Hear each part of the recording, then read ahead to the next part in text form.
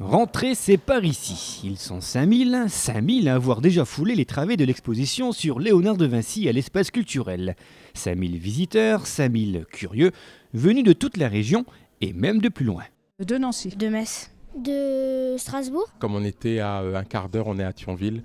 On s'est dit, c'est l'occasion. Là, c'est quand même, ça a l'air d'être une exposition qui a une certaine envergure.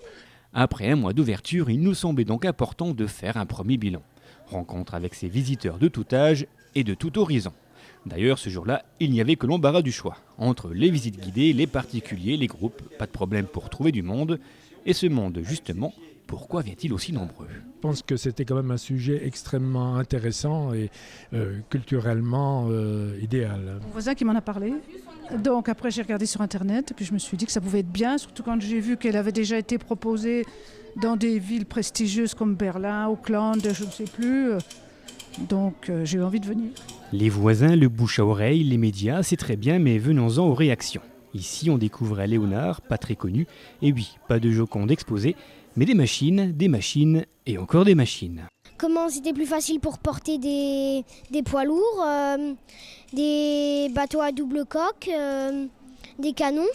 Fabriqués à partir des croquis dessinés par Léonard, on découvre une autre facette de l'italien, celle d'un Léonard de Vinci en tant qu'ingénieur, architecte ou metteur en scène. Comment vous l'avez trouvé cette exposition ?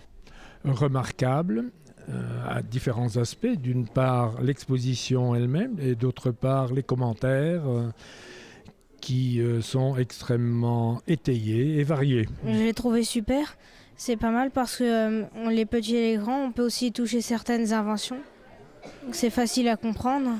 Une facilité pas si évidente que ça au départ. En effet, on nous parle d'une notion de génie à prendre avec des pincettes, on nous expose des machines aux mécanismes complexes et malgré cela, on s'y retrouve assez facilement. Dans cette mine d'informations, chacun avance à son rythme, retenant ce que bon lui semble. C'est la force de l'exposition.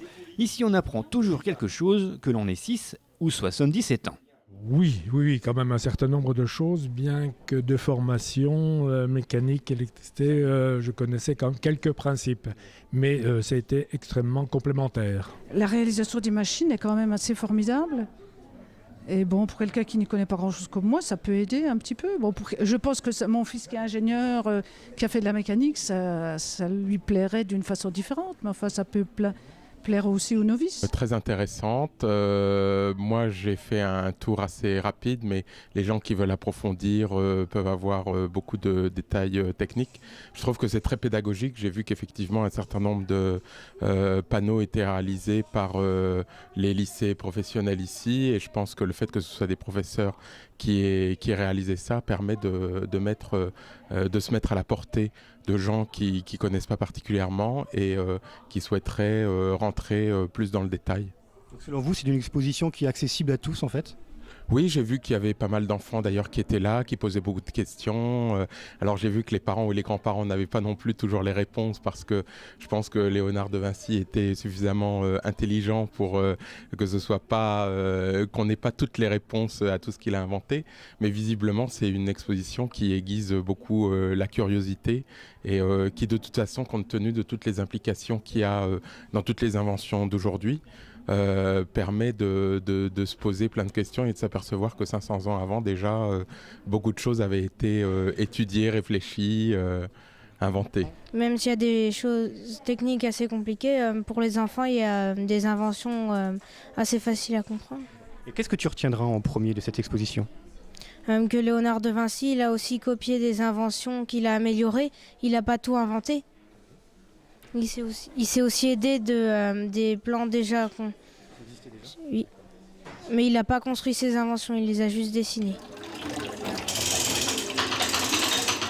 On manipule, on tourne, on regarde, on écoute, 50 machines, des vidéos, des fresques, des animations, et puis ça. Nous voici dans l'atelier des enfants. Pour les plus petits, mais les plus grands sont les bienvenus, des expériences toutes simples permettent de mieux comprendre les mécanismes léonardiens. Un petit peu plus loin, des quiz interactifs nous permettent même de tester nos connaissances. En Italie, cette toile voyage dans plusieurs autres pays comme la France, les États-Unis ou encore le Japon et la Russie. Sais-tu dans quel endroit est-elle conservée aujourd'hui ? Au Vatican, Au musée de Louis, Versailles. Non, à Versailles. Après un après-midi passé à l'intérieur de l'espace culturel, difficile donc de dire du mal de cette exposition. D'ailleurs, on a cherché, mais on n'a pas trouvé. On ressort de là la tête bien pleine, et surtout avec une autre image de Léonard de Vinci. Une image loin des clichés habituels, et jamais montrée jusque-là. De quoi donner l'envie d'y revenir, et d'y revenir encore. Fermeture des portes, le 20 avril. Et ça nous a agréablement surpris qu'à Romba, il puisse y avoir une exposition d'une telle ampleur qui ait pu être montée.